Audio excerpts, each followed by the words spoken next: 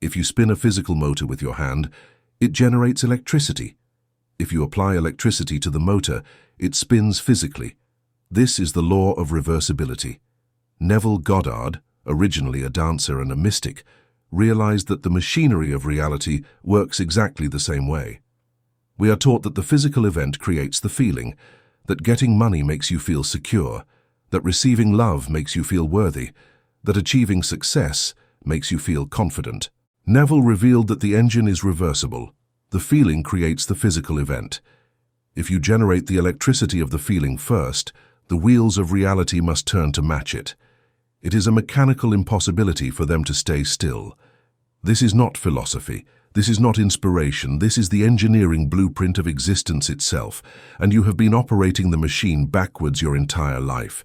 The pain is the waiting game. You are waiting for the promotion to feel successful. You are waiting for the text message to feel loved. You are waiting for the bank account to fill before you feel secure. You stand before the engine of your life, hands folded in prayer, begging for it to move so that you might finally feel the power coursing through your veins. You have it backward. You are staring at a stationary engine, praying for it to move so you can feel the power. But you are the generator. The current does not come from the world to you. It flows from you to the world. You have been taught to be a receiver when you were designed to be a transmitter. Neville promises that if you learn to pre-fire the feeling, if you supply the current before the movement, the heavy machinery of your life will start to grind forward automatically. You don't push the car, you ignite the spark. The wheels turn not because you shove them with your hands, but because the internal combustion of your assumed feeling creates an irresistible force. The world is not resisting you. It is waiting for your signal. It is waiting for you to stop begging and start commanding. The engine has always been yours to operate. You do not beg electricity to flow. You flip the switch. You do not beg the motor to spin. You apply the current. Therefore, you do not beg reality to change. You generate the feeling of the change, and the physical world has no choice but to rotate into alignment. This is the reversibility law, and it is the most dangerous secret ever given to humanity, because it places the throne of creation directly in your hands. In this video, we will execute the reversal protocol, the precise method by which you hack the engine of fate by running it backwards. You will learn the exact steps to generate the current of feeling before the event, to preload the outcome into the machinery of the universe, and to allow the physical reality to catch up to your internal state. This is not about affirmations. This is not about vision boards.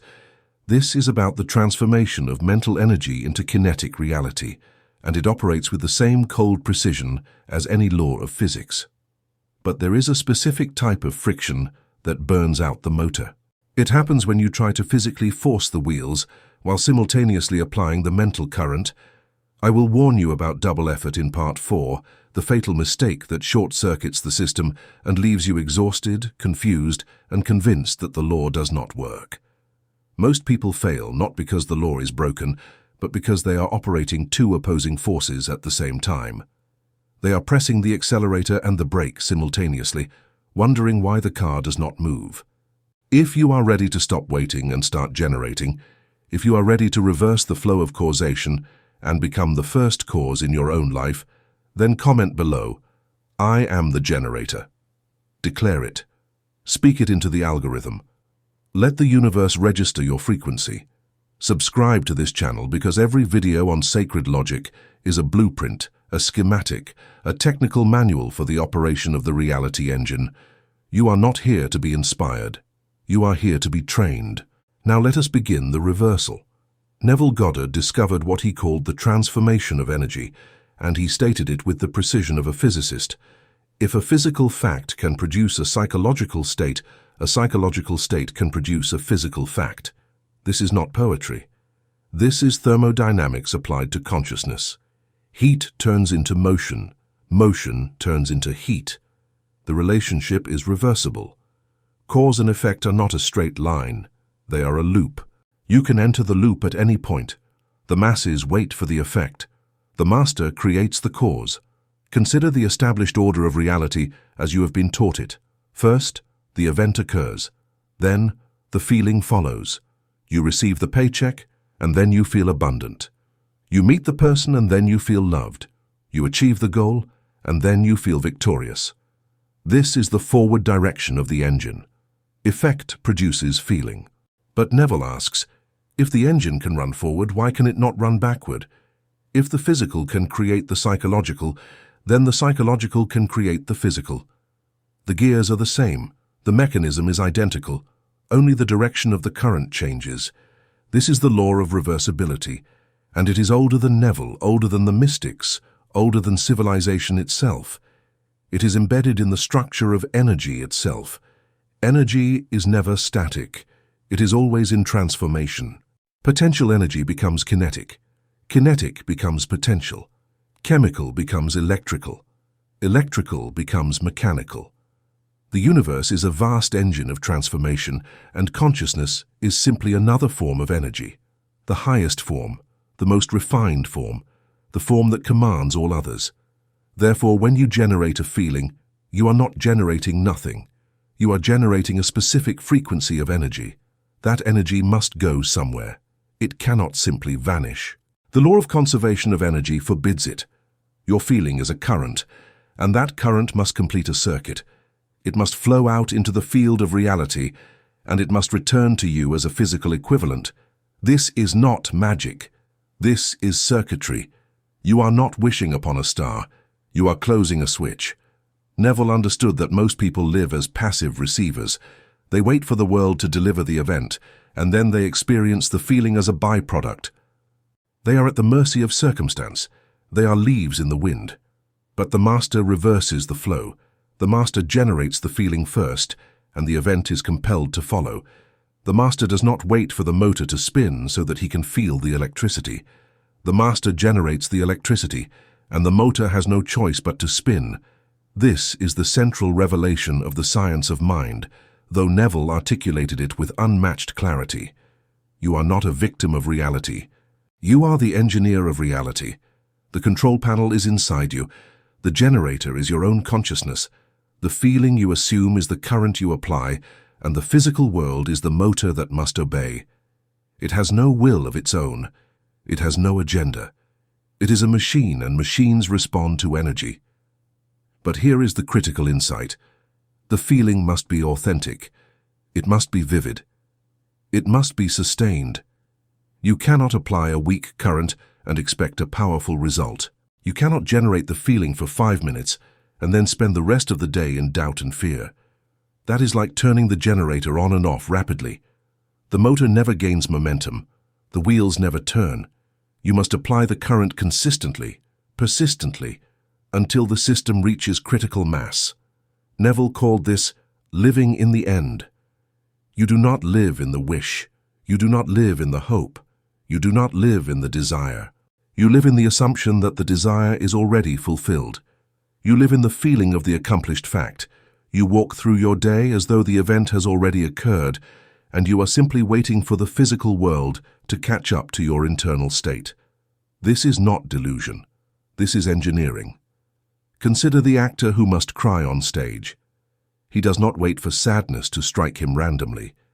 He does not hope that grief will visit him at the precise moment the scene requires it. No, he summons the feeling deliberately. He recalls a memory. He imagines a scenario. He applies the technique, and the tears flow. The body responds to the feeling. The physical follows the psychological. The actor has reversed the engine. He has generated the effect before the cause. You must do the same. You must become the actor of your own life. You do not wait for the applause to feel proud. You feel proud, and the applause is compelled to follow. You do not wait for the promotion to feel successful. You feel successful, and the promotion arranges itself. You do not wait for the lover to feel loved. You feel loved, and the lover appears. This is the reversibility law in action. This is the engine running backwards. But most people resist this. They say, how can I feel successful when I am broke? How can I feel loved when I am alone? How can I feel healthy when I am sick? This is the voice of the untrained mind, the mind that has been conditioned to believe that feelings are effects, not causes. Neville's answer is simple. You are not lying to yourself. You are not pretending. You are assuming. An assumption is a hypothesis that you test by living it. You assume the feeling, you persist in the assumption, and you observe the results. The assumption, though false at the moment of its adoption, will harden into fact if you persist in it. This is not faith. This is physics.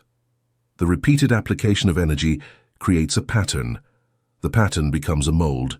The mold shapes the substance of reality. You are not hoping for a miracle. You are constructing a blueprint, and the universe is the contractor that must build according to your specifications. The blueprint is your feeling. The construction is the physical event. Neville often said, "You do not become what you want, you become what you assume you are." The distinction is critical. Wanting is a state of lack. It is the acknowledgement that you do not have the thing. Therefore, when you want, you generate the feeling of absence, and the universe, being a perfect mirror, reflects absence back to you. But when you assume, you generate the feeling of possession. You feel as though you already have the thing, and the universe, being a perfect mirror, must reflect possession back to you. This is why affirmations often fail. People repeat, "I am wealthy, I am wealthy, I am wealthy," while feeling poor. The words are positive, but the current is negative. The motor does not respond to words. It responds to energy. It responds to the feeling behind the words. If the feeling is lack, the result will be lack. If the feeling is abundance, the result will be abundance. The engine is reversible, but it is also precise. It matches the frequency you supply, not the words you speak. Therefore, the transformation of energy is not a metaphor. It is a mechanism. Your psychological state is a form of energy. That energy must transform into a physical equivalent. The universe has no choice in the matter. It is bound by its own laws. If you supply the current of the fulfilled wish, the motor of reality must turn to produce the physical fulfillment. This is the law, and it is absolute. The unshakable logic of the reversibility law is best understood through the analogy of the actor's method. An actor does not wait to be sad to cry. He does not wait for tragedy to strike his personal life so that he can authentically portray grief on stage. No. He summons the feeling of grief deliberately. He uses memory, imagination, and technique to generate the emotional state, and the physical tears follow. The body responds to the mind. The effect follows the cause. He reverses the order. This is not deception. This is mastery. The actor understands that the body does not distinguish between a real event and a vividly imagined event. The body responds to the signal it receives from the mind. If the mind generates the feeling of grief, the body produces tears. If the mind generates the feeling of joy, the body produces laughter. The mechanism is the same whether the event is physical or psychological. Therefore, the actor does not need the event. He only needs the feeling. You must become the actor of your own life. You do not wait for the applause to feel proud. You bow first, and the applause is compelled to follow. You do not wait for the audience to love you before you embody confidence. You embody confidence, and the audience has no choice but to respond. The stage of life operates by the same law as the stage of the theatre. The one who controls the feeling controls the outcome. But most people are not actors. They are reactors. They wait for the world to give them a cue, and then they respond. They are passive. They are at the mercy of circumstance. They believe that their feelings are effects caused by external events.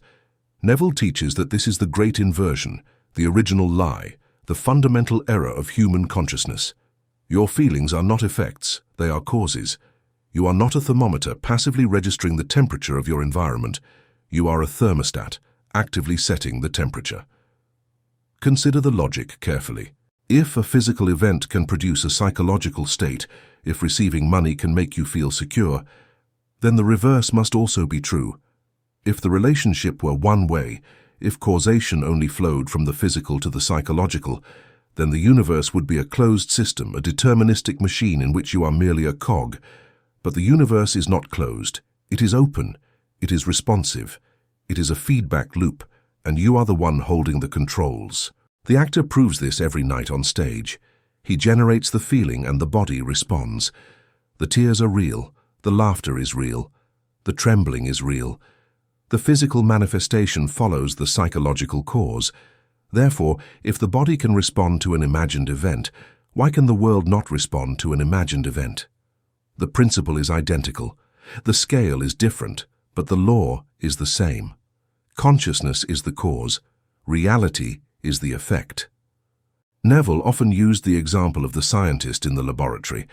The scientist does not wait for the experiment to succeed before he believes in the hypothesis. He assumes the hypothesis is true, he designs the experiment based on that assumption, and he observes the results. If the results confirm the hypothesis, the assumption becomes a fact. If the results contradict the hypothesis, he revises the assumption and tries again. But he never waits for the fact to appear before he assumes it. The assumption comes first. The fact follows. You must approach your life as a scientist approaches an experiment. You do not wait for wealth to feel abundant. You assume abundance. You live in the feeling of abundance, and you observe the results. You do not wait for love to feel worthy.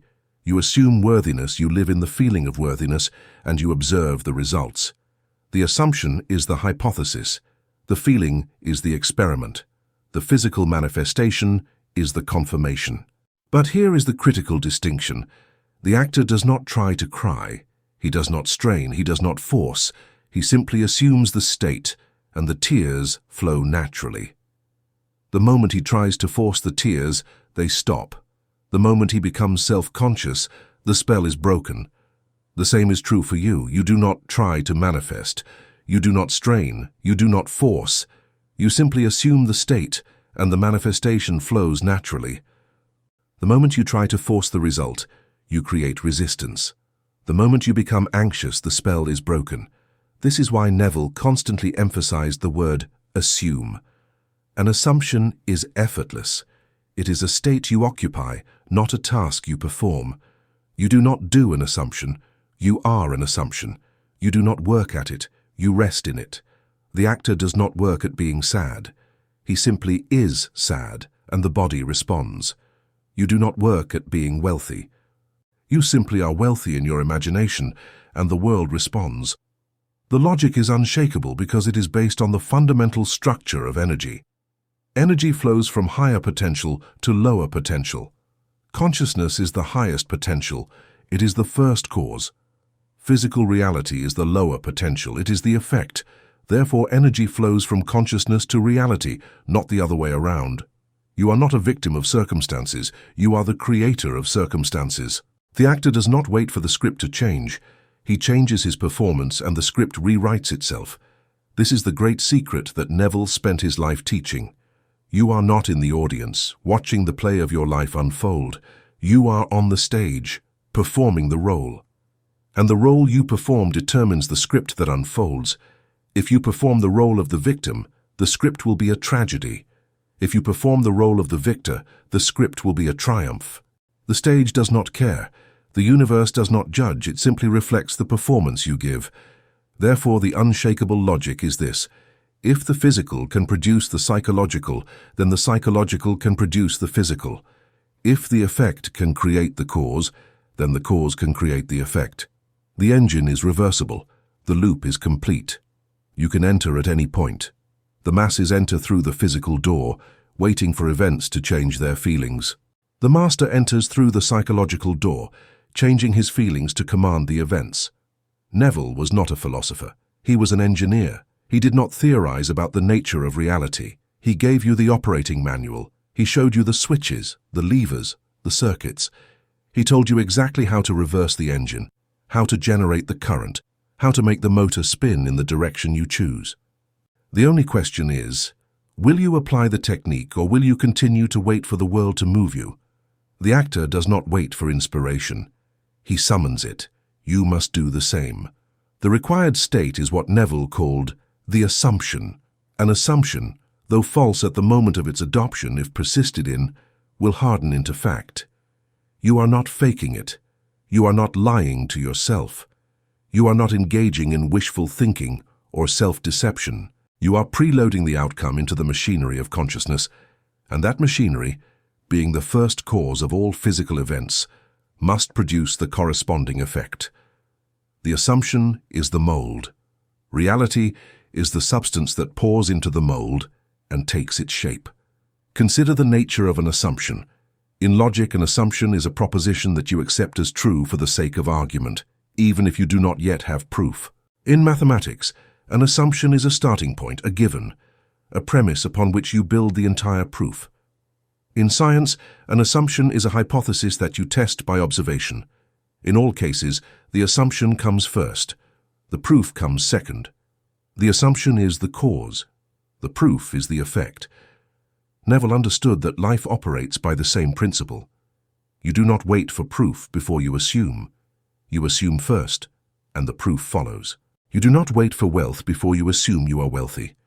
You assume you are wealthy, and wealth follows. You do not wait for love before you assume you are loved. You assume you are loved, and love follows. The assumption is the seed. The manifestation is the harvest. But the seed must be planted before the harvest can appear. Most people reverse this order. They say, "Show me the money, and then I will feel abundant. Show me the love, and then I will feel worthy. Show me the success, and then I will feel confident." This is the logic of the slave, the one who waits for permission from the external world before he dares to feel. But the master knows that the external world has no power to grant or deny. The external world is a mirror. It reflects the assumption you hold. If you assume poverty, it reflects poverty. If you assume wealth, it reflects wealth. The assumption, therefore, is not a passive hope. It is an active command. It is a decree issued by consciousness to the field of reality. It is a blueprint handed to the contractor of the universe. The contractor does not question the blueprint. The contractor does not judge whether the blueprint is realistic or deserved. The contractor simply builds according to the specifications. Your assumption is the specification. The physical world is the construction. But the assumption must be more than intellectual. It must be emotional. It must be visceral. It must be felt in the body, not merely thought in the mind. Neville often said, "Assume the feeling of the wish fulfilled, not the thought, not the belief, the feeling, because the feeling is the current. The feeling is the electricity that makes the motor turn. A thought without feeling is a blueprint without energy. It sits on the desk, inert, powerless, ignored." Therefore, the assumption is a state of consciousness in which you feel as though the desired outcome has already occurred. You do not feel hopeful. Hope implies that the outcome is in the future, uncertain, dependent on external factors. You do not feel wishful. Wishing implies that the outcome is unlikely, a long shot, a dream. You feel certain. You feel complete. You feel as though the event has already happened, and you are simply living in the afterglow of its fulfillment. This is the state that Neville called living in the end. You do not live in the beginning, where the desire is born. You do not live in the middle, where the struggle unfolds. You live in the end, where the desire is fulfilled. You occupy the state of the accomplished fact. You walk through your day as though the thing you desire is already yours, and you are simply waiting for the physical world to catch up to your internal reality. This requires a radical shift in perspective. Most people define reality by what they can see, touch, and measure. If the bank account is empty, they say, "I am poor." If the relationship is absent, they say, "I am alone." If the goal is unachieved, they say, "I am a failure." They allow the physical world to dictate their internal state. But Neville teaches that this is backwards. The internal state dictates the physical world. Therefore, you must define reality by what you assume, not by what you see. The assumption is the bridge between the invisible and the visible. It is the mechanism by which consciousness imprints itself upon matter. Consciousness is formless. It is pure potential. It can become anything. But it requires a mold, a pattern, a blueprint. The assumption is that mold. When you assume a state, you are creating a pattern in consciousness, and that pattern will reproduce itself in the physical world with mathematical certainty. Neville often used the analogy of the sculptor. The sculptor does not wait for the marble to tell him what to carve. He imposes his vision upon the marble. He assumes the form in his mind, and then he chisels away everything that does not match the form. The marble has no say in the matter. It is passive. It is substance waiting to be shaped. Reality is the same. It is substance waiting to be shaped by your assumption. But most people do not assume. They react.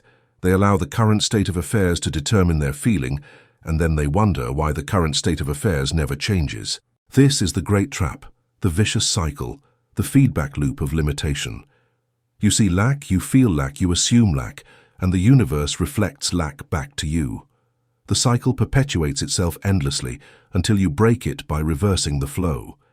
The reversal begins with the assumption.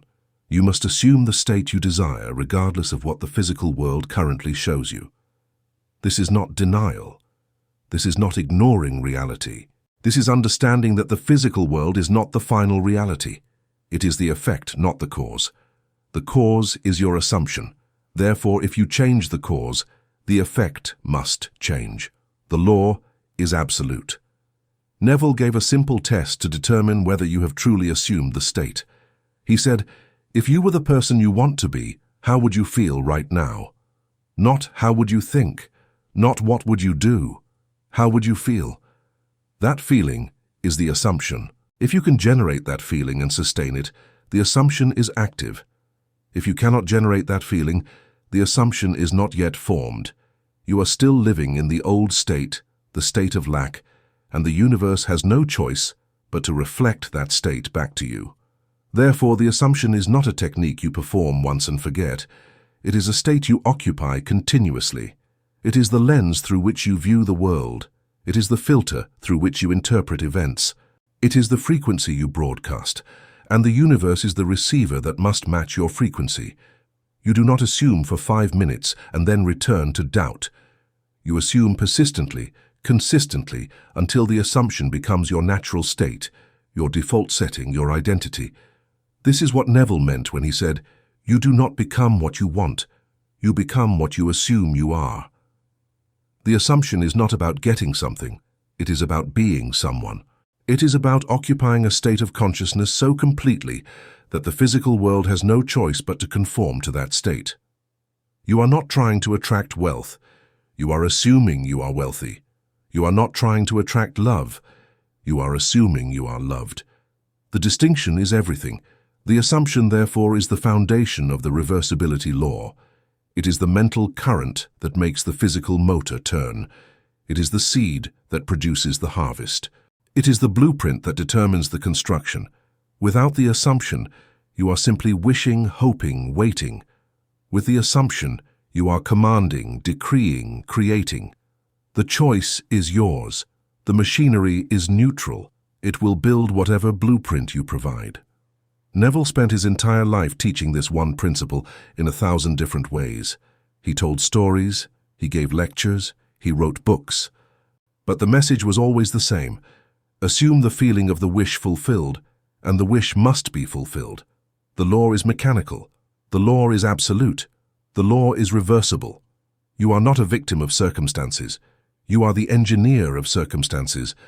The control panel is your assumption. The power is yours. The question is not whether the law works.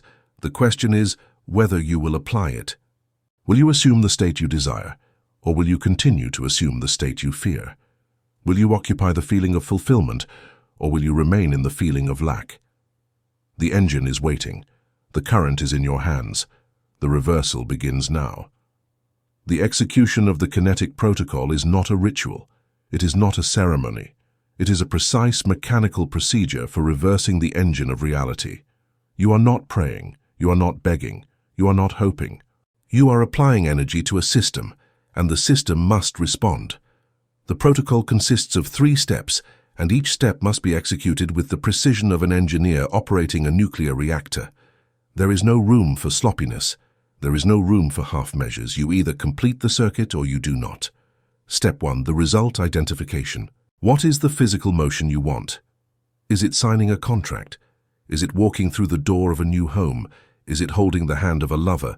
Is it standing on a stage receiving applause? You must define the mechanical end with absolute clarity. Do not define the process.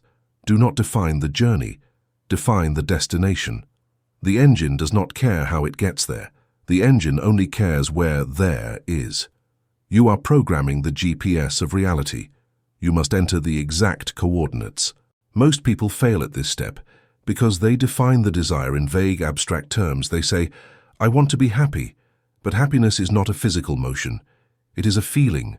They say, "I want to be successful," but success is not a physical motion. It is a concept. You must translate the concept into a specific, tangible, observable event. What does happiness look like in physical terms? What does success look like in physical terms? If you cannot define the event, you cannot reverse engineer the feeling. Neville often said, "The end is where you begin." You do not begin with the desire. You begin with the fulfillment. You do not begin with the problem. You begin with the solution. You do not begin with the lack. You begin with the possession. Therefore, you must identify the exact moment when the desire is fulfilled. What is the first physical action you would take? What is the first physical sensation you would experience? That is your result. That is your destination. That is the point at which the engine must arrive. Step 2. The emotional inverse. How would you feel after that motion happened? This is the critical question. This is the key that unlocks the entire mechanism. You are not asking how you feel now. You are asking how you would feel then. You are not asking what you lack. You are asking what you would possess. You are reversing the timeline. You are standing at the end and looking back at the beginning, and you are extracting the emotional signature of the fulfilled desire. Would you feel relief? Would you feel security? Would you feel ecstasy? Would you feel peace? Would you feel pride? Would you feel gratitude?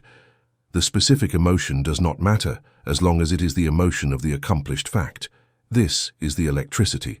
This is the current that makes the motor turn. This is the energy that consciousness must transform into physical reality. If you cannot identify the feeling, you cannot generate the current. If you cannot generate the current, the motor remains stationary.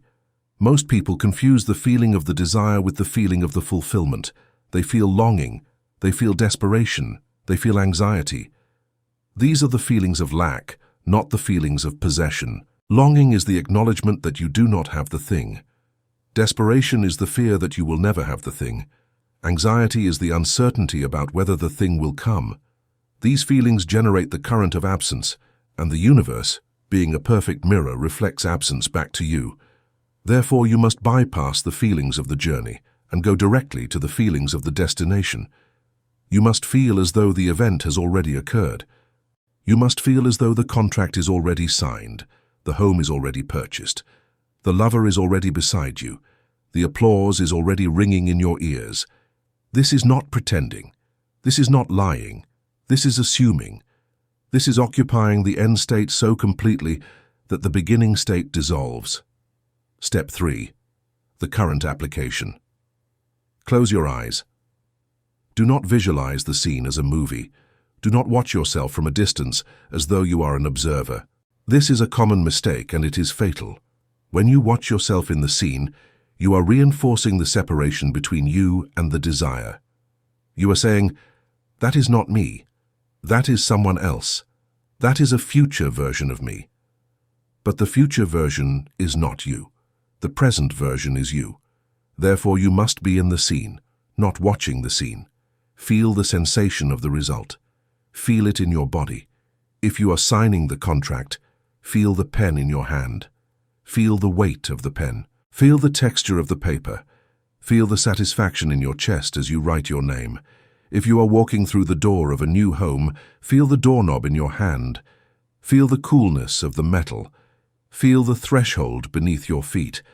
Feel the expansion in your lungs as you take the first breath in your new space. Apply the current. Make the feeling so intense that it feels like the event has just happened. This is not a gentle meditation. This is not a passive daydream. This is an active application of energy. You are pouring voltage into the system. You are charging the battery of reality. You are creating a magnetic field so powerful that the physical world must rearrange itself to match it. Keep applying this voltage until your body physically reacts. The body is the indicator. The body does not lie. When the current is strong enough, the body will respond. You will smile involuntarily. You will sigh with relief. Your breathing will change. Your heart rate will shift. Your muscles will relax. These are not voluntary actions. These are automatic responses to the applied current. When the body reacts, the motor has caught the spark. The engine has started. The reversal is complete. Most people apply the current for a few seconds and then open their eyes, wondering why nothing has changed. This is like turning the key in the ignition for a fraction of a second and then complaining that the car did not start. You must hold the current until the engine catches. You must persist in the feeling until the body confirms that the circuit is complete. This may take 30 seconds. It may take 5 minutes. It may take longer. The duration does not matter. The intensity matters. The persistence matters. Neville often said the feeling is the secret. Not the visualization, not the affirmation, the feeling. Because the feeling is the energy. The feeling is the current. The feeling is the force that moves the machinery of reality. If you can generate the feeling of the wish fulfilled and sustain it until your body reacts, you have successfully reversed the engine. The physical manifestation is now inevitable. It is only a matter of time before the wheels turn and the event appears in your external world. But here is the crucial understanding. The manifestation is not your concern. Your concern is the current. Your concern is the feeling. Your concern is the application of energy. The universe handles the logistics. The universe arranges the circumstances. The universe moves the pieces on the chessboard. You do not need to know how the contract will appear. You do not need to know who will offer you the home. You do not need to know when the lover will arrive. You only need to generate the current, and the universe must complete the circuit. This is the kinetic protocol. This is the reversal. This is the method by which you hack the engine of fate and make it run in the direction you choose. It is not complicated. It is not mystical. It is mechanical. You identify the result. You extract the emotion. You apply the current. The body reacts. The circuit closes.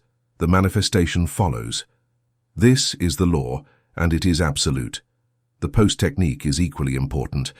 After you have applied the current and the body has reacted, you do not immediately return to your old state. You do not open your eyes and say, "Well, that was nice, but now back to reality." No, you live in the afterglow. You walk around with the secret knowledge that the motor has started. It might take time for the wheels to gain full speed. The manifestation might not appear instantly, but the energy is already in the system. The process is already underway. This is what Neville called walking in the assumption. You do not wait for the physical proof before you believe. You believe first, and the physical proof follows. You do not wait for the world to confirm your assumption before you act as though it is true. You act as though it is true, and the world has no choice but to confirm it. You are not faking confidence. You are occupying the state of the one who already has the thing, and that state generates the reality of having the thing. The afterglow is a state of quiet certainty. It is not excitement. It is not anxiety. It is not impatience. It is the calm assurance of the engineer who has flipped the switch and knows that the lights will come on. The delay between the switch and the lights is not a cause for concern. It is simply the time it takes for the current to travel through the wires. The current is traveling. The lights will come on. You do not need to check the switch every 5 minutes. You do not need to worry whether the wires are connected. You flip the switch. The rest is automatic.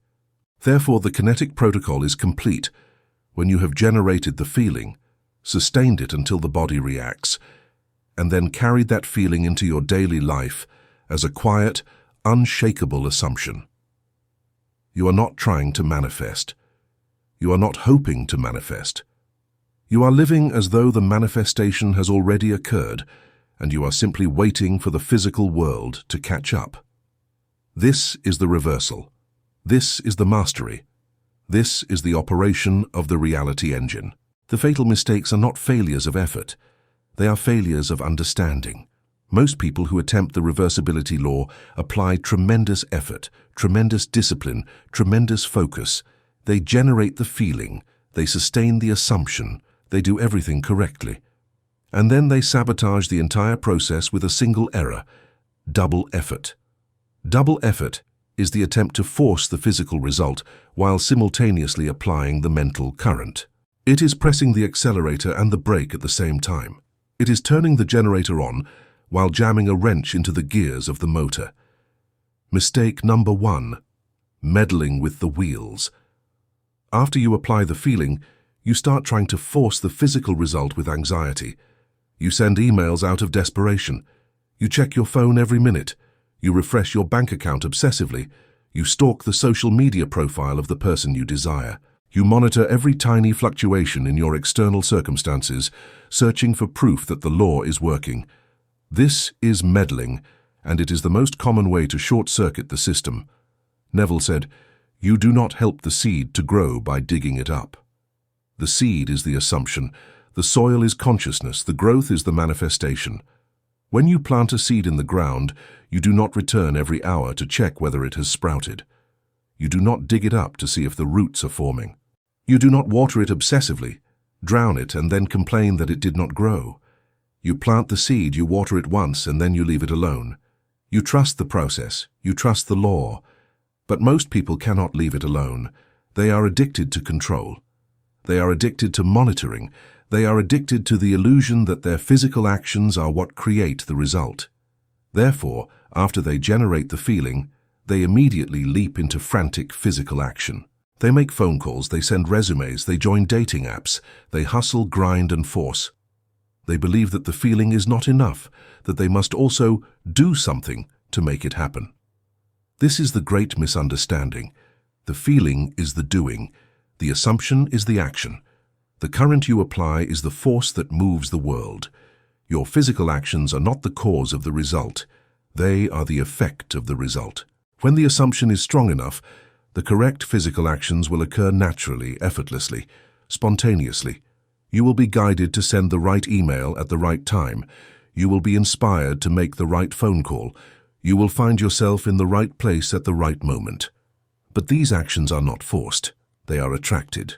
When you meddle, when you try to force the result through anxious physical action, you are sending a signal to the universe that you do not trust the law. You are saying, "The feeling is not enough. I must also push." But pushing creates friction. Friction creates heat. Heat burns out the motor. The system is designed to operate smoothly, effortlessly, when the current is applied correctly. The moment you introduce friction through forced action, the system jams. Consider the analogy of the magnet. A magnet does not chase the iron filings. The magnet generates a field, and the iron filings are drawn to it. If you were to grab the magnet and start frantically waving it around, trying to help the iron filings move faster, you would disrupt the field. The filings would scatter, the attraction would fail. The magnet works best when it is still, when it is simply being what it is, generating the field, allowing the attraction to occur naturally. You are the magnet. The assumption is the field. The desired result is the iron filings. When you generate the feeling and sustain the assumption, you create a magnetic field around yourself. The result is drawn to you. It has no choice. It is compelled by the law. But the moment you start chasing the result, the moment you start forcing, the moment you start meddling, you disrupt the field. The result scatters. The attraction fails. You have defeated yourself. Neville often told the story of the man who wanted a job. The man applied the technique. He assumed the feeling of being employed. He lived in the end. He felt the satisfaction of receiving a paycheck. He felt the pride of being valued. He sustained the assumption for weeks. And then, out of fear, he started sending out hundreds of resumes, making desperate phone calls, showing up uninvited to offices. He was meddling. He was forcing. And the job never came. Why? Because his physical actions were broadcasting the frequency of desperation, which cancelled out the frequency of fulfillment he had generated in his imagination. The law is precise. It matches the frequency you broadcast, not the words you speak or the actions you take. If your actions are driven by fear, you are broadcasting fear. If your actions are driven by lack, you are broadcasting lack. If your actions are driven by desperation, you are broadcasting desperation. And the universe, being a perfect mirror, reflects fear, lack, and desperation back to you. The result does not come because you have reversed the current. You have applied the electricity of fulfillment, and then you have applied the electricity of desperation, and the two currents have cancelled each other out. Therefore, the solution is not to stop acting. The solution is to act from the assumption, not from the fear. When you are living in the end, When you are occupying the state of the wish fulfilled, the correct actions will arise naturally. You will feel inspired to send an email, and it will be the right email. You will feel guided to make a phone call, and it will be the right phone call. But these actions will not feel forced, they will not feel anxious. They will feel natural, easy, obvious. This is the difference between action driven by the assumption and action driven by the fear. Mistake number 2, the voltage drop. Applying the feeling for 5 minutes and then spending the rest of the day in depression. You are turning the generator on and off rapidly. The motor never gets enough momentum to move the car. This is the second fatal mistake, and it is just as destructive as the first. You generate the current correctly, you feel the wish fulfilled, the body reacts, the circuit closes, and then, an hour later, you see your bank account, and you panic. You see your empty bed and you feel lonely. You see your unfinished project and you feel like a failure. The assumption collapses. The current drops to zero. This is the voltage drop, and it is the reason most people believe the law does not work. They apply the technique once or even multiple times per day, but they spend the majority of their time in the old state, the state of lack, the state of doubt. The law does not respond to the 5 minutes of faith. It responds to the 23 hours and 55 minutes of doubt. The dominant frequency is the frequency that manifests. If you spend 5 minutes feeling abundant and the rest of the day feeling poor, you are broadcasting poverty, not abundance. Neville often said, "It is not what you do once, it is what you do consistently." The assumption must become your dominant state. It must become your default setting. It must become the lens through which you view the world. You do not assume the feeling of the wish fulfilled for 5 minutes and then return to the feeling of the wish unfulfilled for the rest of the day. You assume the feeling of the wish fulfilled and you stay there. You live there. You eat, sleep, and breathe in that state. This does not mean you must be in a state of ecstasy 24 hours a day. It does not mean you must walk around with a fake smile plastered on your face. It means that when you encounter evidence of the old state, you do not react to it. You do not allow it to pull you back. You see the empty bank account and you say, "That is the old reality. The new reality is forming." You see the empty bed and you say, "That is the past. The present is different." You see the unfinished project and you say, "That is not who I am. I am the one who completes." This is what Neville called revision. When the external world presents evidence that contradicts your assumption, you do not accept the evidence. You revise it. You mentally rewrite the scene to match your assumption. You do not argue with the world. You do not try to explain why the world is wrong. You simply refuse to allow the world to define your internal state.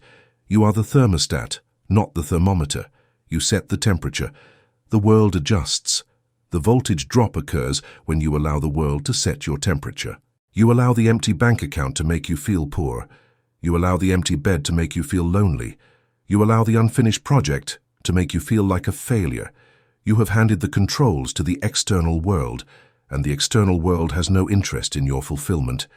The external world is simply reflecting your past assumptions.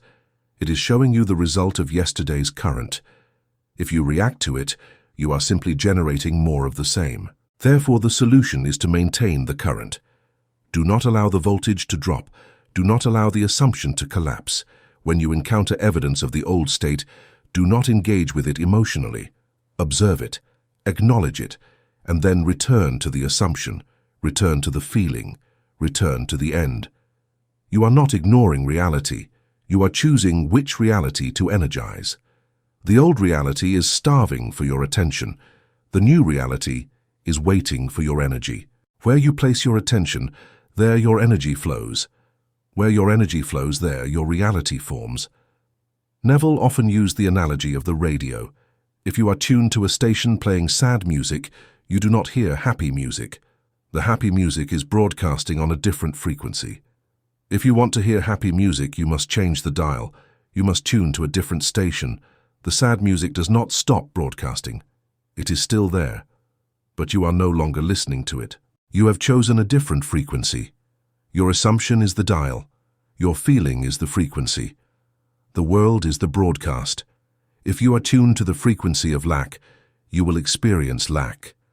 If you are tuned to the frequency of abundance, you will experience abundance. The broadcasts are simultaneous. Both realities exist. You are simply choosing which one to tune into.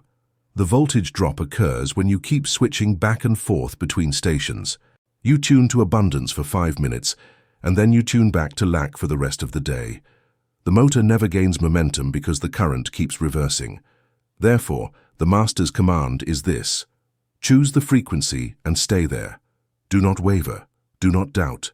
Do not allow the old evidence to pull you back to the old station. You are not waiting for the world to change before you change your frequency. You are changing your frequency, and the world must change to match it. This is the reversibility law. This is the mastery. This is the operation of the reality engine. The master's tips are not suggestions. They are commands. They are the operating instructions for the reality engine, and they must be followed with absolute precision. Neville distilled his entire teaching into a single sentence: assume the feeling of the wish fulfilled and walk in that assumption. This is not a metaphor. This is not poetry. This is a technical specification. Every word is critical. Every word is a directive. Assume. Not hope, not wish, not desire. Assume. An assumption is a state you occupy, not a goal you pursue. You do not assume in the future. You assume in the present. You do not assume that you will be wealthy. You assume that you are wealthy. You do not assume that you will be loved. You assume that you are loved. The assumption is not a prediction. It is a declaration. It is a decree issued by consciousness to the field of reality, the feeling. Not the thought, not the belief, not the visualization, the feeling. Because the feeling is the current, the feeling is the energy, the feeling is the force that moves the machinery of reality. A thought without feeling is inert. A belief without feeling is powerless. A visualization without feeling is a movie you watch, not a reality you create. The feeling is the secret. The feeling is the key. The feeling is the switch that closes the circuit of the wish fulfilled. Not the wish itself, not the desire, not the longing. The wish fulfilled. You do not feel the desire for the thing. You feel the possession of the thing. You do not feel the lack of the thing. You feel the abundance of the thing. You do not feel the journey toward the thing. You feel the arrival at the thing. This is the end state. This is the destination. This is the point at which the engine must arrive. And walk in that assumption. Not sit, not meditate, not retreat. Walk, live, act. Move through the world as though the assumption is true. You do not assume the feeling for 5 minutes in meditation and then abandon it for the rest of the day. You carry the assumption with you. You wear it like a cloak. You breathe it like air. You see the world through the lens of the assumption. Every decision you make, every word you speak, every action you take is filtered through the assumption. This is what Neville meant by living in the end. You are not trying to get to the end. You are already at the end. You are not hoping to arrive. You have already arrived. You are not working toward the goal. You are living from the goal. The goal is not in the future. The goal is in the present. The only thing that is in the future is the physical manifestation, and the physical manifestation is not your concern. Your concern is the assumption. Your concern is the feeling. Your concern is the state. Neville often said, "The world is yourself pushed out." This is the most profound statement in all of metaphysics. The world is not separate from you. The world is not independent of you. The world is not happening to you. The world is you. It is your consciousness externalized. It is your assumptions made visible. It is your feelings crystallized into form. Therefore, when you change your assumptions, you change the world. When you change your feelings, you change the world. When you change your state, you change the world. But most people do not believe this. They believe the world is objective, solid, independent. They believe the world has its own agenda, its own rules, its own limitations. They believe they are at the mercy of the world. This is the great lie. This is the original error. This is the inversion that keeps humanity enslaved. The world has no power. The world has no agenda. The world is a mirror. It reflects. It does not create. You create. You are the first cause. The world is the effect. Therefore, the master's tip is this: stop reacting to the world. Start creating the world. Stop allowing the world to dictate your feelings. Start allowing your feelings to dictate the world. Stop living from the outside in. Start living from the inside out. This is the reversal. This is the mastery. This is the operation of the reality engine. Neville also taught the principle of revision. When something happens that contradicts your assumption, you do not accept it. You revise it. You mentally rewrite the scene to match your assumption. If someone insults you, you revise the scene so that they compliment you.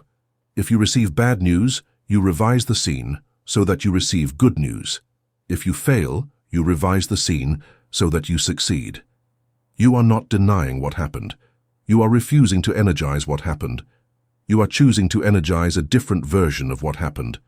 This may sound like self-deception, but it is not. It is self-creation.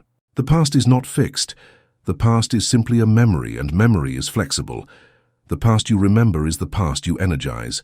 If you energize the past of failure, you create a future of failure. If you energize the past of success, you create a future of success.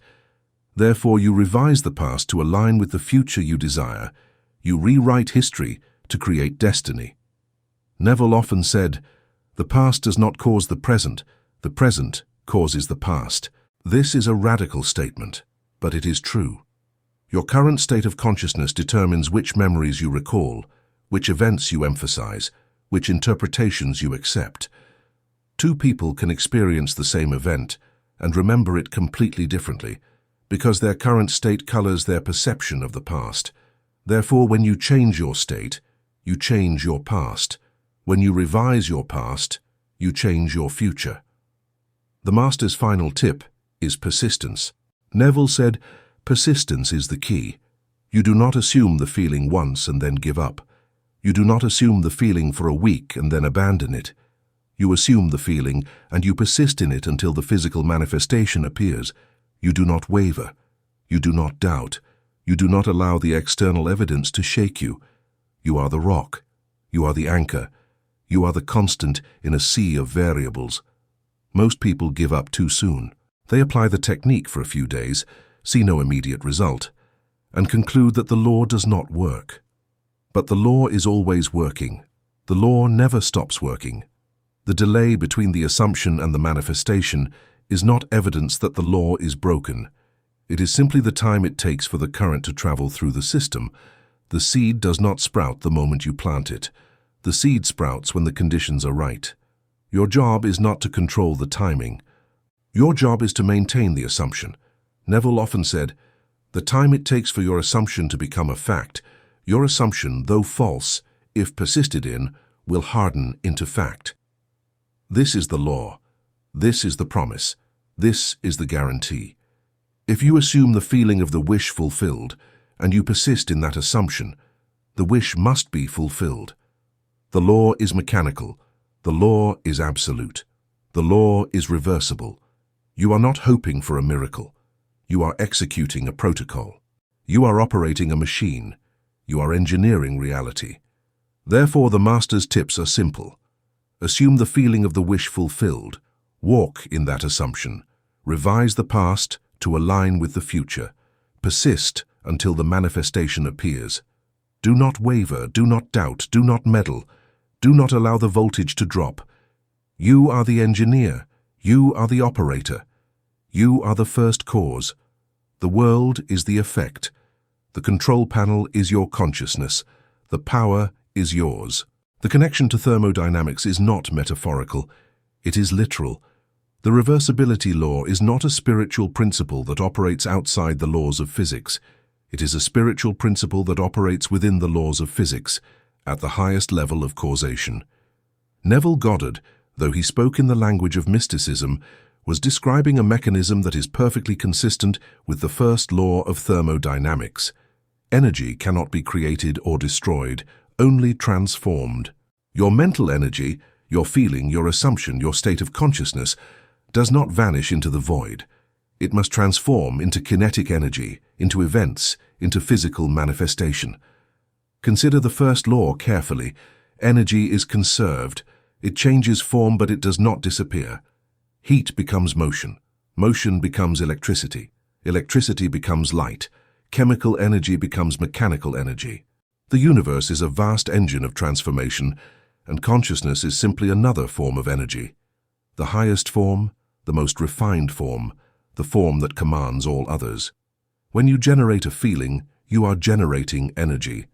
That energy must go somewhere. It cannot simply evaporate. The law of conservation forbids it. Therefore, when you assume the feeling of the wish fulfilled, you are not engaging in fantasy. You are not pretending. You are generating a specific frequency of energy, and that energy must complete a circuit. It must flow out into the field of reality, and it must return to you as a physical equivalent. This is not magic. This is thermodynamics. The mental energy you supply must transform into the kinetic energy of events. The universe has no choice in the matter. The universe is bound by its own laws. Neville understood this intuitively, though he did not always use the language of physics. He said, "Feeling is the secret." Why? Because feeling is energy. Feeling is the current. Feeling is the force that moves the machinery of reality. A thought without feeling is potential energy that has not been activated. A belief without feeling is a blueprint without power. But a feeling, a vivid, sustained, emotionally charged feeling, is energy in motion. It is kinetic. It must produce an effect. The second law of thermodynamics states that energy flows from higher concentration to lower concentration, from order to disorder, unless work is applied to reverse the flow. Consciousness is the highest concentration of energy in the universe. It is pure order, pure potential, pure creative force. Physical reality is the lower concentration. It is the manifestation, the crystallization, the solidification of consciousness. Therefore, energy naturally flows from consciousness to reality, not the other way around. You are not a victim of circumstances. You are the source of circumstances. But the second law also teaches us about entropy, the tendency of systems to move toward disorder unless energy is applied to maintain order. This is why persistence is critical. If you apply the feeling once and then abandon it, the system returns to its default state of entropy, of chaos, of the old pattern. But if you apply the feeling consistently, persistently, you are applying work to the system. You are maintaining order. You are preventing entropy. You are keeping the current flowing until the transformation is complete. Consider the analogy of the steam engine. Water is heated. The heat transforms the water into steam. The steam expands. The expansion pushes a piston. The piston turns a wheel. The wheel moves a train. At every stage, energy is being transformed from one form to another. Heat becomes pressure. Pressure becomes motion. Motion becomes transportation. The energy is conserved. It is never lost. It simply changes form. The same is true for consciousness. The feeling you generate is the heat. The assumption you hold is the pressure. The manifestation is the motion. The energy is conserved. It is never lost. It simply changes form. Neville often said, "If you supply the heat, the expansion is inevitable." This is not a metaphor. This is thermodynamics. When you heat a gas, it expands. It has no choice. The expansion is a mechanical consequence of the applied heat. When you generate the feeling of the wish fulfilled, the manifestation is a mechanical consequence of the applied feeling. The universe is not deciding whether to grant your wish. The universe is simply responding to the energy you supply. It is a machine, and machines respond to energy. The third law of thermodynamics states that as a system approaches absolute zero, entropy approaches a minimum. In other words, at the lowest possible energy state, there is no disorder, no chaos, only perfect stillness. But consciousness is the opposite of absolute zero. Consciousness is infinite energy, infinite potential, infinite creative power. Therefore, consciousness is the source of all order, all structure, all form. When you apply consciousness to reality, you are imposing order upon chaos. You are creating structure where there was none. You are transforming the formless into the formed. This is why the assumption is so powerful. The assumption is the pattern, the blueprint, the mold. Consciousness is the substance. When you assume a state, you are creating a pattern in consciousness, and that pattern will reproduce itself in physical reality with mathematical certainty. The substance of reality is infinitely malleable. It has no fixed form. It takes the shape of whatever pattern you impose upon it. If you impose the pattern of wealth, reality becomes wealth. If you impose the pattern of poverty, reality becomes poverty. The substance is neutral. The pattern is everything. Neville often used the analogy of water and ice. Water is formless. It flows. It adapts. It takes the shape of whatever container you pour it into. But when you freeze water, it becomes ice. It becomes solid. It becomes fixed. The substance is the same, but the form is different. Consciousness is the water. The assumption is the container. The manifestation is the ice. When you hold an assumption long enough, consciousness freezes into that form. It becomes solid. It becomes physical. It becomes your reality. Therefore, the connection to thermodynamics is absolute. The reversibility law is not a violation of physics. It is an application of physics at the level of consciousness. Energy cannot be created or destroyed, only transformed. Your mental energy must transform into physical energy. Your feeling must transform into events. Your assumption must transform into manifestation. This is the law, and it is as reliable as gravity, as predictable as the orbit of the planets, as absolute as the speed of light. The universe is not random. The universe is not chaotic. The universe is a perfectly ordered system of energy transformation, and you are the engineer.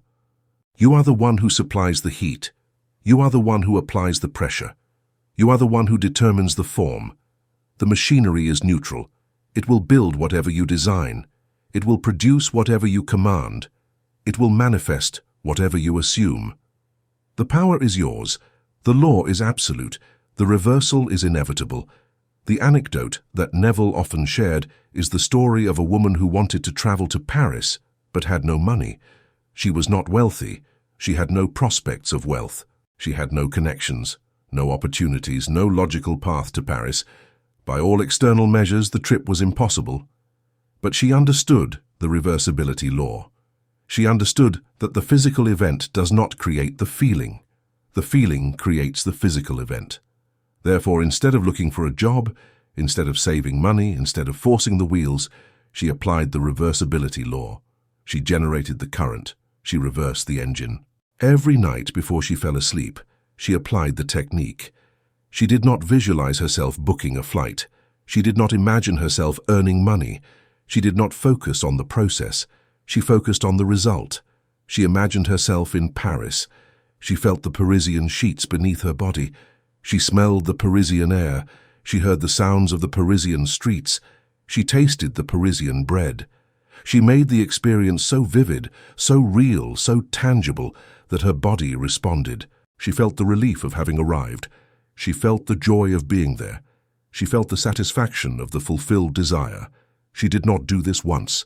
She did this every night. She persisted. She did not waver. She did not doubt. She did not check her bank account and panic. She did not obsess over how the trip would happen. She simply assumed the feeling of being in Paris, and she lived in that assumption. During the day, when she walked through her ordinary life, she carried the secret knowledge that she was already in Paris. The physical world had not yet caught up, but the energy was in the system. The current was flowing. The motor was turning. A month later, she received a phone call. A friend had entered her name into a raffle for an all-expenses-paid trip to Paris. She had not bought a ticket. She had not even known about the raffle. The friend had simply thought of her and entered her name on a whim, and she won. The trip was fully paid. The hotel was included. The flights were included. The meals were included. Everything she had assumed in her imagination materialized in her physical reality. The event was pulled to her by the magnetic current of her feeling. This is not a coincidence. This is not luck. This is the law in action. The woman did not force the result. She did not chase the result. She did not beg for the result. She generated the current, and the universe arranged the circumstances. The raffle was the bridge, the mechanism, the vehicle through which the energy completed its circuit. But the raffle was not the cause. The feeling was the cause. The assumption was the cause. The woman's consciousness was the cause. The raffle was simply the effect. Neville often said, "The how is not your concern.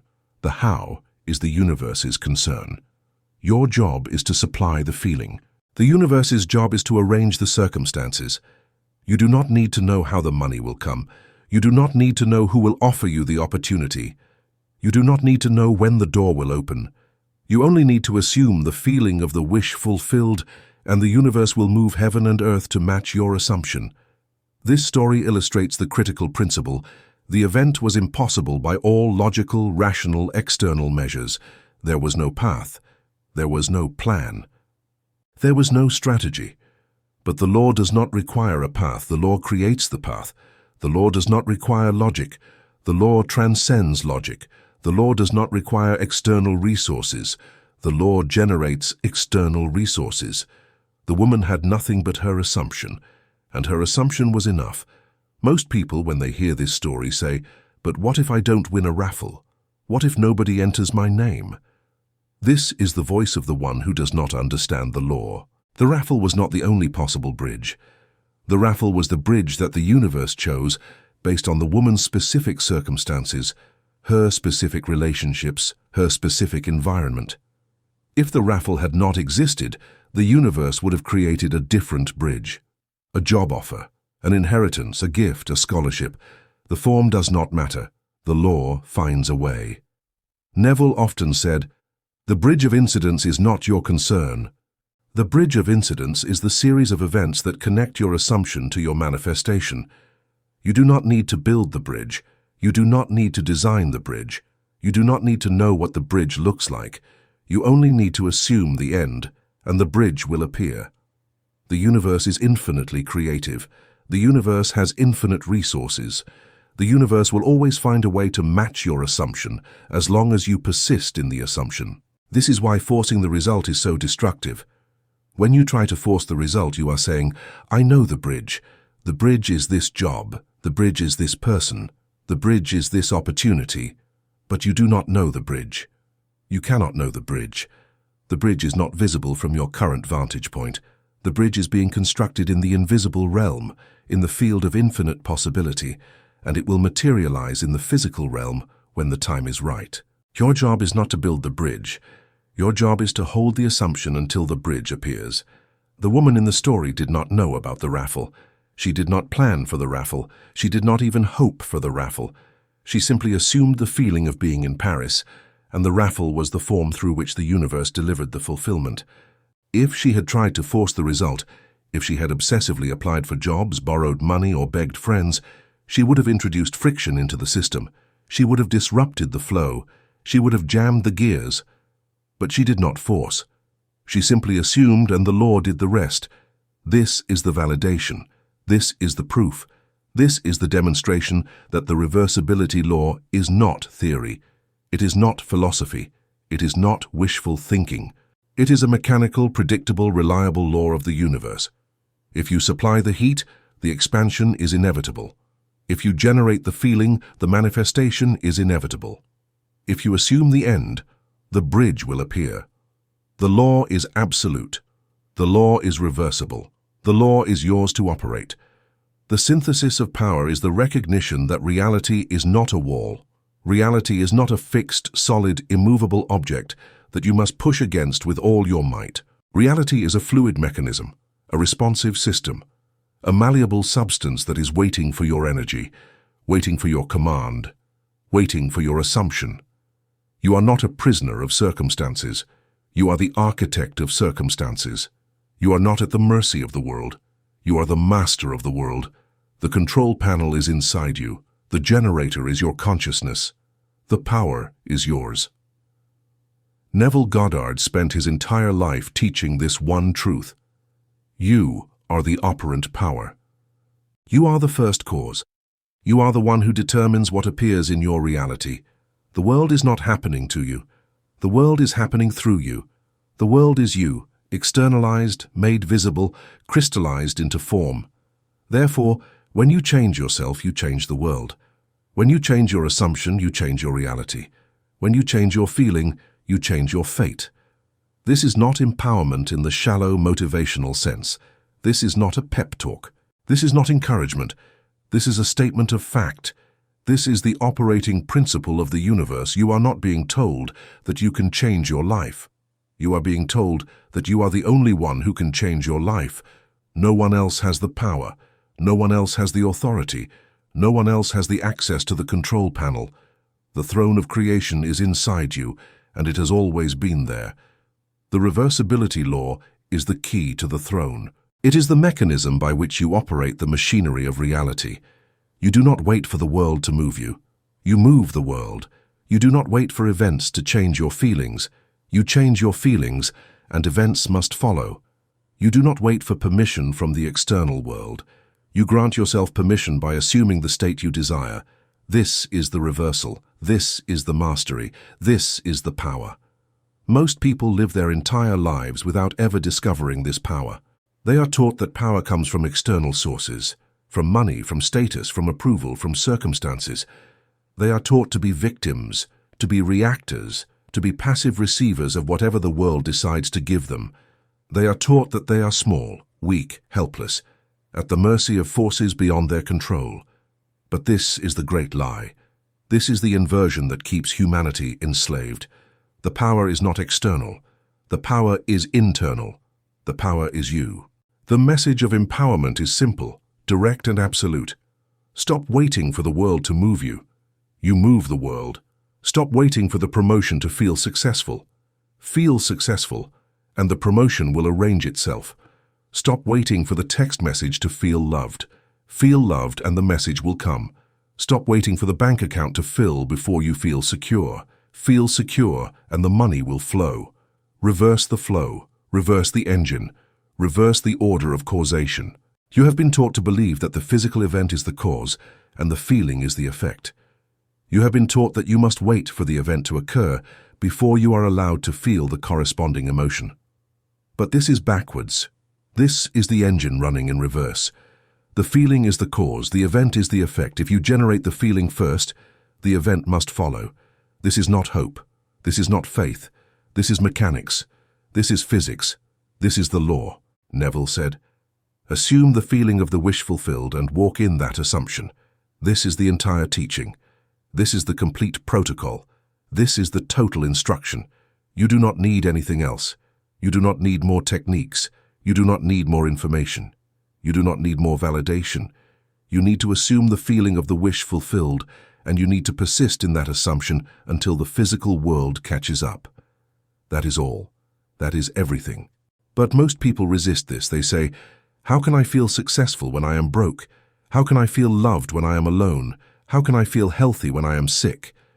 This is the voice of the one who has been trained to believe that feelings are effects, not causes. But you are not a thermometer, you are a thermostat. You do not register the temperature. You set the temperature. You do not react to reality. You create reality. The empowerment comes from the realization that you are not dependent on the external world for your internal state. You are not waiting for the world to give you permission to feel good. You are granting yourself permission. You are assuming the state you desire, regardless of what the external world currently shows you. You are living from the end, not from the beginning. You are occupying the throne of the fulfilled wish, not the prison of the unfulfilled desire. Feel the victory before the battle, and the enemy will fall before you even draw your sword. This is not a metaphor.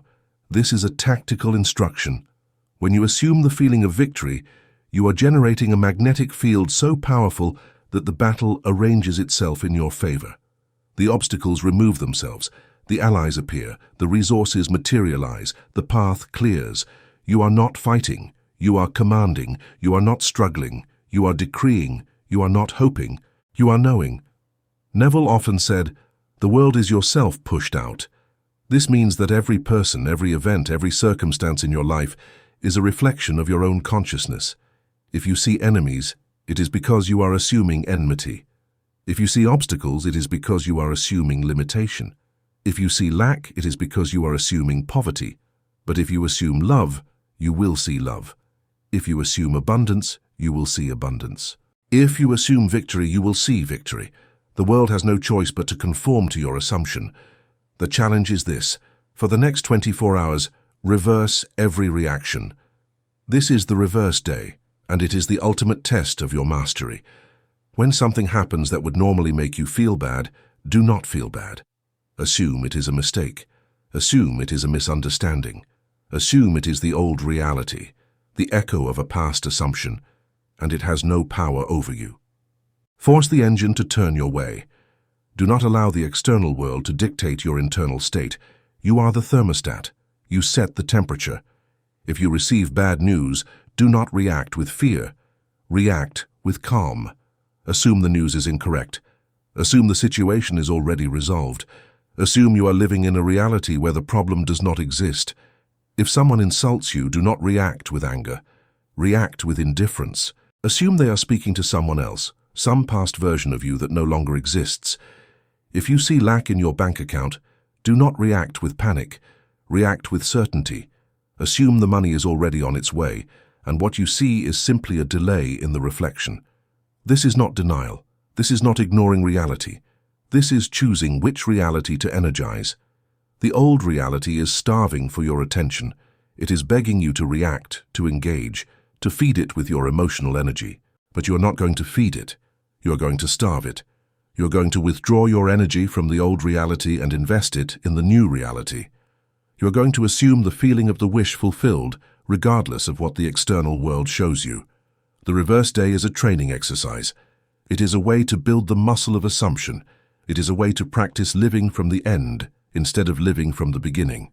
It is a way to prove to yourself that you are not a victim of circumstances, that you are the master of circumstances, that you can reverse the flow of causation at will. Most people fail this challenge within the first hour. They encounter one piece of bad news, one frustrating event, one disappointing outcome, and they collapse back into the old state. But you are not most people. You are the engineer. You are the operator. You are the first cause. For 24 hours, you will not allow the world to move you. You will move the world. For 24 hours, you will not allow events to determine your feelings. You will allow your feelings to determine events. For 24 hours, you will live as though the reversibility law is absolute, as though your assumption is the only reality, as though the physical world is simply a lagging reflection of your internal state. And at the end of those 24 hours, you will have proven to yourself that the law is real, that the law works, that the law is yours to command. The final call to action is this: subscribe to Sacred Logic. This channel is not entertainment. This channel is not inspiration. This channel is a technical manual for the operation of the reality engine. Every video is a blueprint. Every video is a schematic. Every video is a training module designed to turn you into a master engineer of your own fate. You are not here to be motivated. You are here to be trained. You are not here to feel good. You are here to become powerful. If you are ready to stop waiting and start generating, if you are ready to reverse the flow of causation and become the first cause in your own life, then subscribe now.